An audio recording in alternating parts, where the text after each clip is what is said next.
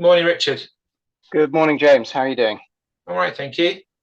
So, as usual, I'm going to let you introduce the fund and what it's trying to achieve, please, and then we'll get into some questions. Okay, great. Thanks for that. Good morning, everybody. Just wanted to give you a quick introduction to Pint, and then obviously open for any Q&A. Just to remind you all, Pint is an investor in infrastructure assets. You can see some of the clear characteristics here. I'll probably sort of skip over that for now, given I'm time short, but happy to pick up sort of any infrastructure themes in the Q&A. Pint invests in a globally diversified portfolio of high quality infrastructure assets. We're looking to build both growth through sort of attractive returns on the assets we invest in, delivering both income and growth, whilst looking very carefully at assets that have that inflation protection, that downside protection that we think is important for infrastructure. We've been around for about 2 years. We have done what we said we'd do at the IPO, so we've committed to 13 assets, invested 458 million, declared a 2p dividend for the first half of the year at our interims late last month. Still targeting an 8 to 10 NAV total return and a total dividend of 4p with some progression thereafter. We will probably give some guidance on that at the full year period. NAV per share is 101, so starting to see some great performance come through on the assets, which we're really pleased about. We're seeing we've seen sort of 2 investments made in the last period. So GD Towers, an interesting European tower portfolio for 43 million. We also invest in Global Connect, an interesting sort of fiber and data center business in the Nordics, which we've been invested with as a Pantheon for some time, but we're able to bring Pint in there more recently. And then very excited with our new commitment to Zenobē, which is an EV bus fleet provider and also battery energy and storage solutions provider. So we committed 35 million to that in the last couple of months, and just waiting for reg approvals before we get that across the line and fully invested. What I thought I'd do is just zoom out. So on the next page, you can hopefully see a bit more about Pantheon. So just to remind you about the manager. So the manager, we've got, as you can see, 93 billion of assets under advice and management, 13 offices around the world, and we're predominantly a private markets investor across private equity, secondary credit secondaries, and also infrastructure. And you can see we operate 2 listed investments trusts currently. So we've got Pantheon International and Pint. Pantheon International obviously launched way back in 1987. So the house has a long-standing knowledge of the investment trust sphere. Over the page, just take you through sort of our platform. So just to remind you, we've got 21 billion of assets under management, approximately. That was 16 at the time of IPO. So whilst the investment trust space is a little bit more challenged in capital raising currently, just given the discounts that the sector is trading on, as a house, we have other pools of capital and continue to invest heavily within the sector, and still see some great appetite from our LP base on the private fundraising and also for assets more generally. And I'll spend a couple of minutes maybe just talking about valuations as we get through the deck. As you will recall, we make investments on behalf, alongside sponsors, GPs, well-known GPs. And so, that's a way to sort of broaden, if you like, our access to some of the top investment opportunities, and we can be highly selective, probably selecting about 5% of the deals that come across the platform. We've got a team actually of 32. We've hired recently some individuals into our New York office as we build out North America. So the team is roughly split 50-50 between North America and Europe, which aligns nicely with where we're looking for assets, and indeed where we've invested in assets to date. 7 investment committee members. I am one of them. I also head up our European business. and that committee has on average 21 years experience. So we have lived through a few cycles and hopefully have learned some of the lessons of the past. Now, again, just on the wider infrastructure platform, you can see there our risk-adjusted track record there on the right-hand side, something we're particularly proud of. It's obviously slightly earlier stages with Pint, with most of the assets typically held at cost for up to a year, but I'll take you through the NAVs and you'll see some of that performance that's come through. Here's the team, just to mention them. So there's the 7 committee members I mentioned, and then down the right-hand side, you can see the 3 of us that are dedicated to the Pint vehicle.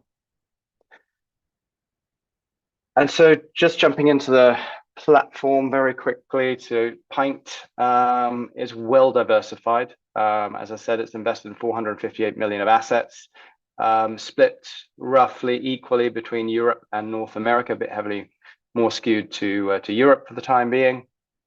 In terms of sector, great diversification across all the subsectors: digital, power and utilities, renewable energy efficiency, transportation and logistics. And then again, in terms of just kind of to give you a sense of the risk profile in some of the assets, we wanted to give you a sense of where the different market segments we get our income, our revenues from. And you can see there 77% is contracted cash flows. So this is where, for example, one of our tower assets, say GD Towers, which we acquired recently, agrees contracted tower cash flows coming off the mobile network operators.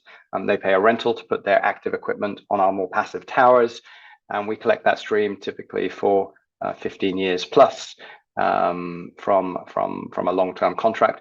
We also, with those same mobile network operators, would look to have contracted growth going forwards. We're trying to steer a little bit clear of GDP-linked assets. We've got one which you'll see marries up quite neatly with the transportation and logistics sector. Given the recessionary risks in front of us, we just want to make sure that the portfolio is nicely downside protected. So really focused on that regulatory or contracted underpinning. And then great list of top tier sponsors, 11 sponsors across the 13 assets you can see there on the right-hand side. Over the page, just a list of assets. I think in the interest of time, we probably don't have much time to get through those. But maybe just to, I talked about the recent acquisition of GD Towers, maybe just to settle on another digital asset a bit closer to home, NBI, National Broadband Ireland. Really interesting asset that we teamed with Asterion. Very strong digital experience. Their head of digital used to work for Telefonica in Spain. So someone we've spent a lot of time with since we've built a relationship with them over 5 years ago. I think what's really interesting, this business benefits from government subsidies to meet more rural areas of Ireland. So satisfying really sort of pent up demand for what is currently very, very poor connectivity. The business is performing well. It's passed over 154,000 homes. That's obviously a key area of focus for these fiber deals. But I think what's more, and that's across about a platform of about 560,000 of homes within our sort of intervention area. We've connected about 45,000 premises in the period. And again, that's in excess, significantly in excess of our base case, which I think is interesting because what it does is shows the conservatism within the base case, but also will mean that some of the capital that we've got reserved against this deal may be freed up to use elsewhere. That's all I was going to say on the assets for the time being. Maybe just turning quickly to some market perspectives. So the top 2 charts here just provide you the deal activity by geography and by sector. As you'll note, 14% compound annual growth over the period since 2015. So great growth in deal activity. Obviously, 22 was a big year. The 23, the last bar there is obviously only for 3 quarters, but you can see deal activity still strong, even in light of some of the challenges we see in the market.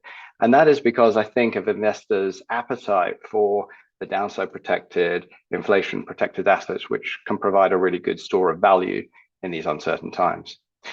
Maybe just flipping to the private infrastructure fundraising. Sorry, back one page again. On the bottom left, you can see the fundraising environment. So 18% growth over the period. 22 was a very significant year, as you can see, with 264 billion raised. That was really a tale of two halves. First half was extremely busy. Probably third quarter, we're still seeing kind of those deals in closing, but Q4, we came back from the summer holidays and really everything really fell apart of the private fundraising market. And that has continued well into 2023, and you can see pretty low fundraising for this year. The key message I'd like to leave with you is that private fundraising typically is invested over a circa 3-year period. So what that means is we're actually looking at the capital raise in 2020, 21, and 22 to make investments over the following 3 years. So even if we have a down year on the fundraising, we still think there's a relatively good balance, supply-demand balance of capital versus deals.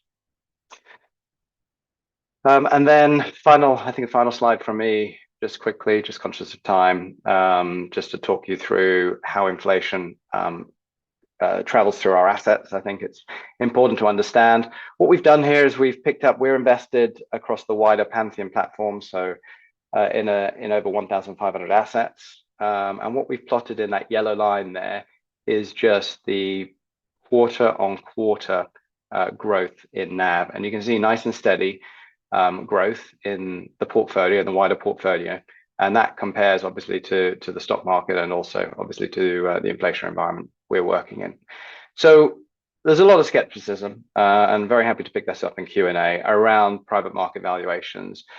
Maybe I can just lift the lid very quickly on why we think that inflation pass-through is a great store of value. So first of all, obviously top line there, revenues see inflation linkage through those long-term contracts like the ones I explained with some of the digital assets within the portfolio. Whilst our expenses are also being inflated, you have to recall that typically the EBITDA margin, so the spread between our revenues and our costs, is typically pretty high for infrastructure assets. And so what that means is we've got fixed nominal debt and a wide wedge being driven through those increasing inflation coming through on revenues. Clearly, we've also got CapEx, so we're investing in assets that have that contracted growth, as I mentioned, and that's a very significant part of our underwritten business plans.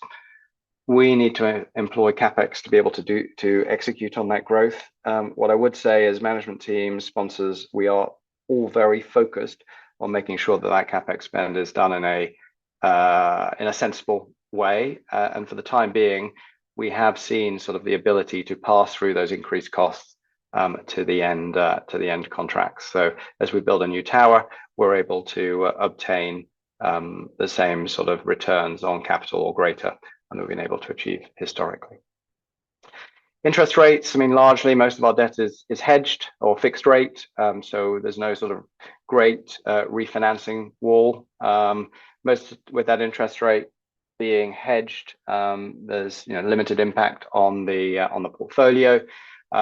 Clearly, any of that CapEx would be drawing down on a CapEx facility, and that CapEx facility would not be hedged. So that is where we do have some exposure to interest rates. But again, that would be factored into the costings of where we would be passing the cost through to the end clients. And if that is a mobile network operator, for example, there are license obligations of providing that 5G coverage and density. So there are very strong regulatory, not just commercial, but also strong regulatory protections there as well. A lot is said about discount rates. Sorry, my next block down on that page.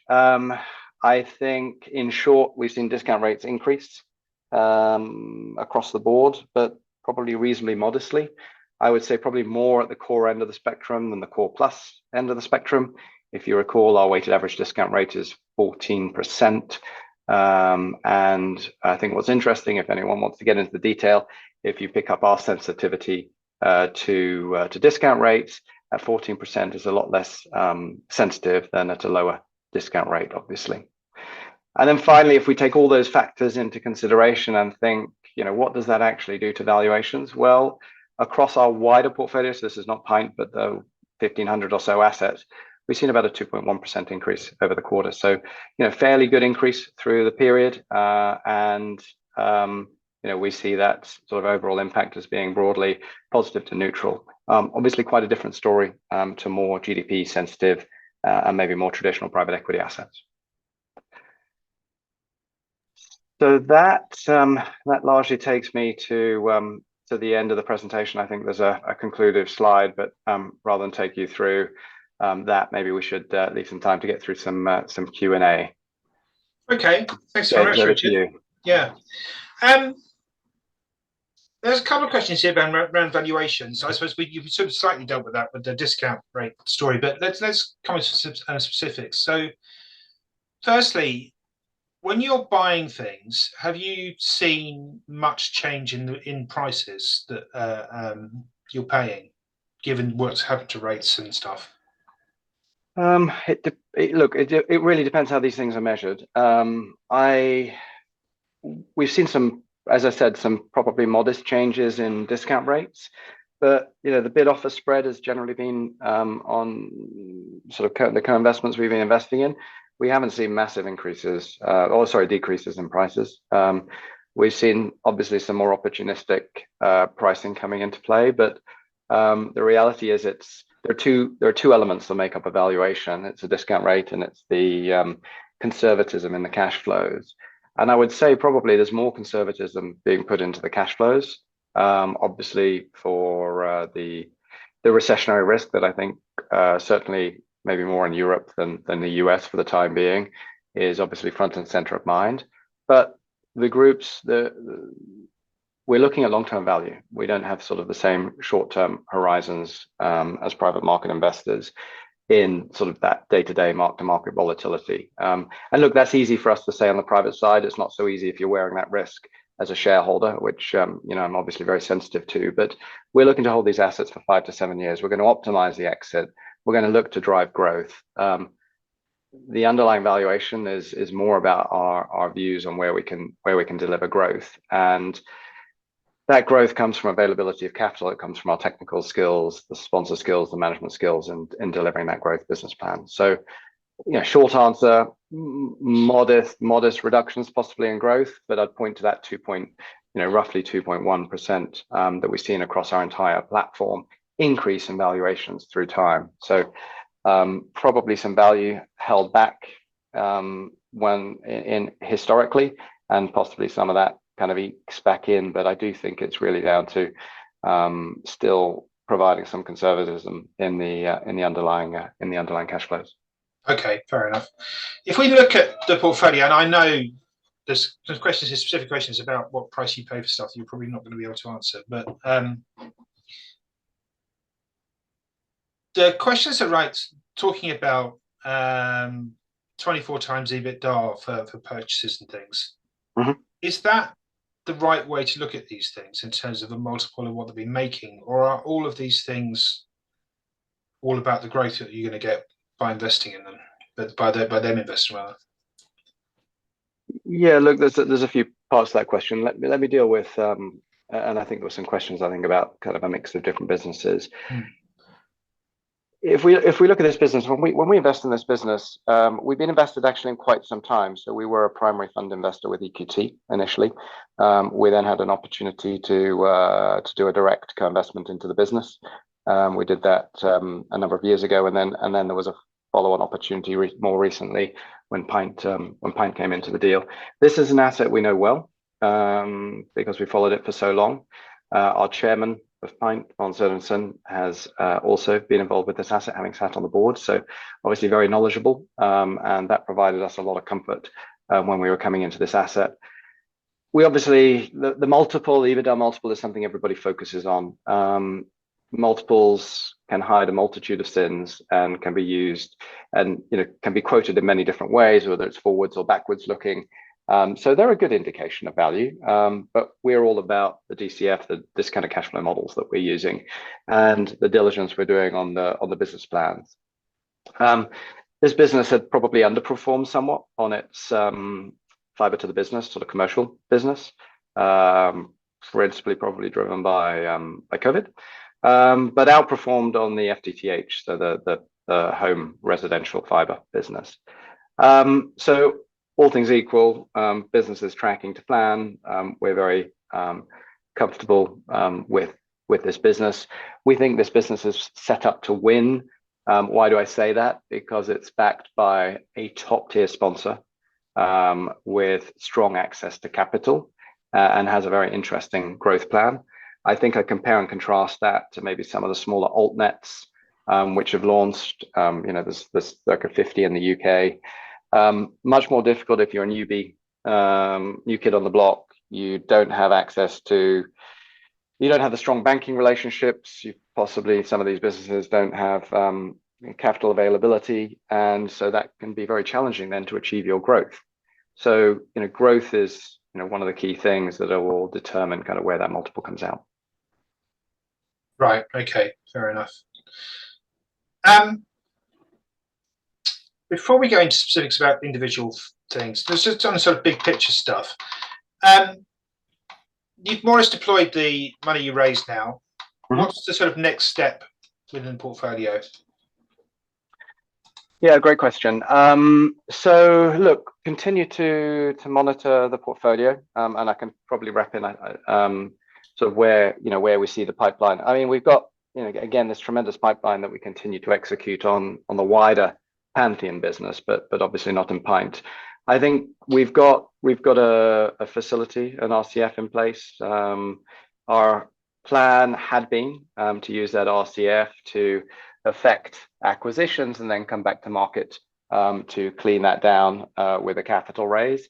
Obviously, that is a bridge, and we're given our institutional backing, very conservative in terms of how we would consider using that facility right now. So we're pretty much fully invested. There is some detail in the annual report and the full presentation that we've got on our website, which will take you through kind of a summary of that balance sheet. We've got, whilst we've got cash on the balance sheet, 35 million will go out for our investment in Zenobē.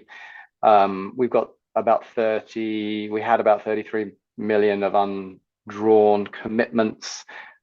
We've already drawn about 20 of that to put into Global Connect. So we're largely fully invested. We've got some buffers in place against FX, potential FX hedging buffers, and also some of our operating costs for the next 12 months. So that's where we're at. And I think if we look at that, we really don't have much in the way of sort of available cash. Would we draw on the facility to make an acquisition right now? I think the bar is really high. In fact, I don't think we can, we'd be hard pushed to find the right asset, because we'd want to have something with yield. We'd want to have something with a knockout return, and that just isn't available in the infrastructure space unless you take non-infrastructure risk. So at a greater than 20% discount currently, I think we will continue to use our buyback authorization of 10 million. We've got about 5 million remaining thereabouts, and continue to use that to provide accretive NAV growth, and we've seen some of that come through on the numbers already, about 0.25p. If you could raise equity, and I know it's not a thing at the moment, but if you could, is there a sort of pipeline there of stuff that you'd like to buy?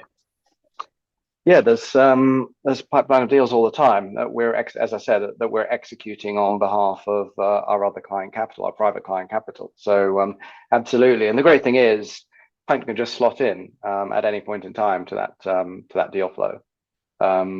So it's frustrating. We're seeing some really interesting deals. We've got a renewables deal that kind of, as you might recall, we missed out on a renewables deal that wasn't able to provide us the disclosure requirements that we needed in the US earlier this year. We found a really interesting renewables deal with great downside protection. So setting power price to 0, just looking at the contracted components, we're actually able to get our capital back on that deal. That's something we're in detailed due diligence or preliminary due diligence on at the moment. We'd love to put that into Pint, but without that capital availability, and driving to a return with some of that growth. So again, maybe different to some of the yield codes that are out there. This is a platform that would be taking a management team that's got its own development arm and delivering that growth within the platform. So it'd be a single platform investment. That's a deal I'd love to put into Pint, but I think for the time being, just capital availability and allocation says that's just not the right thing to do. Okay, fair enough. And DMAP valuations next. Mm-hmm. Can you explain how your discount rates have moved with interest rates and what the kind of relationship is, please? Yeah, I think one of our competitors, where I used to work, does it quite nicely. They provide, I think since 2006, a chart that shows the risk-free rate and the equity risk premium. And there's some movement, obviously, in discount rates through time. But what's interesting to see is the equity risk premium kind of acting as a bit of a buffer, if you like, to where the transactions are happening in the market. So we've probably been imputing around about and our sponsors have been imputing about a 4%. And again, I'm using round numbers here, about a 4% risk-free rate as an assumption for the long-term risk-free rate. All our acquisitions have been done since March last year. So these were very much affected in, should we say, the new macro environment that we find ourselves in. So whilst maybe we hadn't quite hit the peak of inflation or rates, it was abundantly clear, I think, at that point in time, post the Ukraine invasion, that we were looking at a period of massively increased volatility and uncertainty, and that rising rate environment and inflation was sort of front and center. So you will recall at the time of the IPO, we said we're not going to be trying to take any GDP risk. So that 4% probably looks a little bit light from a US or UK angle right now. From a European angle, actually, it looks probably a bit heavy. So long and the short, we're seeing some small increases, certainly less than 100 basis points come through on discount rates. You have to also remember that at a 14% weighted average discount rate, we expect to see some de-risking through our hold period. So we'd actually expect those discount rates to come down as we get through our 100-day plans, as we integrate those companies, as we affect some of those growth strategies and de-risk the business. We would normally see that discount rate come down through time when we're sort of got that business steady state and probably realizing that to a lower cost of capital in our typical hold periods of 5 to 7 years. So that's one way of looking at it. The other way of looking at it clearly is we're looking to deliver an 8 to 10 net to our investors at about 1.5% of the AMC of 1% and costs of the business about 50 basis points. That takes you about 1.5% on top of that 8 to 10. So that takes you to about 11.5. Maybe put up to 50 basis points for some tax leakage predominantly from our US assets. That takes you up to roughly 12. So we still got about a 2% buffer between our weighted average discount rate and our expected delivery to shareholders. Great, thank you. Now, I think that one of the important things to draw out from this fund is that you're not invested in a bunch of assets that are just sitting there generating income. A lot of these are sort of growth businesses. Are they all just reinvesting the money that they get to grow those businesses? How does the mechanics work? Are they all sort of funded to do everything they want to do?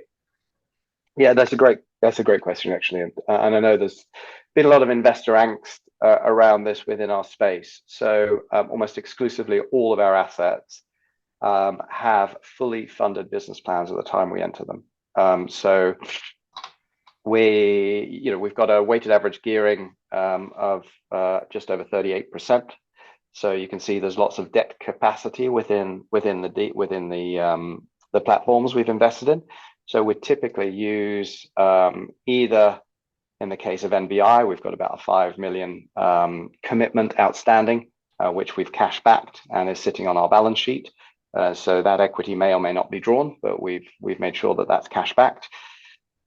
And then there's a revolving or a capex facility, typically at all these assets to be able to grow. So there's and then recycling of the existing cash flows. So as a business, our weighted average EBITDA across all of our businesses is about 50 million sterling, but we're seeing the vast majority of that being recycled to be able to achieve that growth. Okay, thank you. There's a few questions about the digital stuff, so let's go to deep dive into some of these things. So I don't know which one you want to pick, whether it's Global Connect or NBI, but what's the attraction of the fiber stuff that you've got? What's the best bit of fiber to invest in? Let's do that first. Yeah, so look, it's pretty nuanced, right? You need to look at different companies and see their sort of relative competitive positioning. We're looking to try and avoid taking too much overbuild risk. I think that can be a feature in some of the main large geographies. So if you take London, for example, you've probably got almost a handful of different providers all trying to land grab. That's a very, very different model, say, to NBI, which effectively has a monopoly given its subsidy payment for its intervention area. So I think two very different risk profiles, say, between Global Connect and NBI, but Global Connect benefits from an intervention area where actually most of the fiber is already built out. The densification has been, and capillarity has all been built out. So one of the highest penetration rates in the world. So that's more of a yield play, and then taking that yield to be able to incrementally grow its penetration levels, but then also take that cash flow to be able to expand into new areas. And I mentioned earlier, large platforms, ability to access capital, sophisticated management teams. We think that's a stronger position than to be backing smaller, less well capitalized businesses, possibly in much more competitive jurisdictions with that overbuild risk. And if we think about data centers, because that's another sort of big feature of the portfolio, which bit of that data center market do you like? Do you get good long-term contracts with them? What's the sort of characteristics of those? Yeah, so interestingly, the contract terms are actually getting longer, which could be surprising. I think all of the digital, they all have slightly different models. But what I'd say typically for data centers, probably somewhere between 8 to 15 years is sort of the length of contracts we'd have on our data centers. This is typically with all the large big digital groups. And whilst we've had that 40% growth in mobile data traffic that obviously has to go through the tower, the fiber, and then back to the data center. So we've got that as obviously a key driver. We've got more streaming, less terrestrial TV. And then laid on top of that, we've obviously had artificial intelligence, which has really only in the past year become very mainstream. And the big tech groups can't build the data centers quick enough. And availability of power, availability of fiber pairs to provide that sort of 5.9 reliability that a data center needs to provide, that uptime. That you're going to trust to a major provider and to somebody who a sophisticated management team. So again, backing big platforms like CyrusOne, for instance, we think that's a great place to be, and it's really about backing some of the big cloud providers, for example, or the big AI providers. Okay. Chris just popped up here about Digital Bridge. Can you talk about the attractions, why work with Digital Bridge, and actually maybe just explain about how you select your sponsors? Yeah, I don't want to particularly talk about any one sponsor. If maybe I step back and just talk about the 55 GP relationships we've got more broadly. We've worked with these groups in prior lives and also institutionally at Pantheon, we've supported these businesses for sometimes quite a long time. And we do from time to time bring in new relationships, but I would say that we may be providing these groups with primary capital. So this would be not from Pint, but from the wider platform. We'd be providing them with primary fund capital that would help back their funds. We would then possibly work with them on a co-investment and have that ability to access these deals. We like top tier sponsors. We like the mid cap space as well. I think these are two areas where you've got slightly less sophisticated management teams, maybe not the same access to capital. And we think there's probably better value kind of at that mid cap space. Now, clearly, something like Cyrus One is not a mid cap deal. That's very much a large cap. But again, just given the scale and capital requirements needed in the digital space, being aligned to some of these big franchises, I think can be really interesting.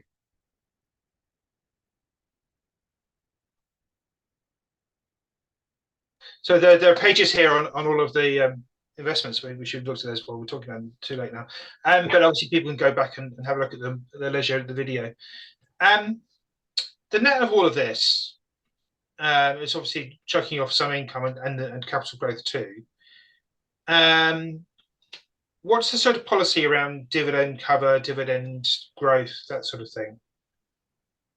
Yeah, so target of 4p for this year, as I said earlier, with progression thereafter. As I said, we will try and provide some guidance to that at the full year period. In terms of cover, we're going to provide time series data around our profitability, our EBITDA, so close to 50 million there. But we are recycling that. So to be clear, we're earnings covered in the sense that our earnings are driven by the growth in our NAVs and the growth in the underlying assets. We're going to provide and report on the weighted average EBITDA of the portfolio going forwards, which I think again is good to see that there's that cash cover at the underlying company level. But we are, cash is fungible. We are looking to redeploy and use that to as part of the growth plans and the assets we've invested in. So to be clear, we are not currently cash covered with cash coming up to Pint for our dividend. But do you think it will happen in time? Yeah, we will get there in the medium term. You have to remember that we're also typically a 5-year hold. So as assets will start to be realized, we'll obviously expect to see some pretty sizable cash coming back into the vehicle, and then looking to use that to redeploy into more assets. So the vehicle, without even the markets opening up again for us, the vehicle should see that compounding of growth leading to more cash receipts coming through and being able to build further diversification in the portfolio going forward, and to see kind of, again, rough math, if that 8 to 10, if we just keep things simple, if we take the midpoint there 9 and the roughly 4p of dividend, that means we're going to be compounding at about 5% per annum, and that'll be sort of the growth we would expect to see in the vehicle. Brilliant, that's great. Thank you, Richard. I think we covered off a lot of ground there. Quite useful. If there are any more questions, we can always sort of deal with them afterwards. But thanks for this morning. And we'll get you back on again in a year or so and see how it's going. Sounds good. Hopefully, we're looking at a market which is open, and we've just completed a capital raise. Exactly. Yeah. Exactly. got to look at the positive. Exactly. Thanks, James, for your time. Cool. Thank you. See you. Bye-bye. So when we come back next week, Andrew Mahati will be talking about what's been happening over October. Obviously, it's been quite an eventful month. And we'll be talking to Craig Martin of Vietnam Holding. That's been having a good time recently. And then the week after that was the TBD is now Renewables Infrastructure Group, AVR Global. 24th November, we're not talking to a Charter Group, we're talking to On-Site Roof. We're talking to Supermarket Income REIT, just to be clear. But I think we're going to be talking to Roof in the new year. And this, as I say, we've got a full list of things. So thanks very much for tuning in today, and I hope you have a good weekend, and I'll talk to you again next week. Thanks, bye.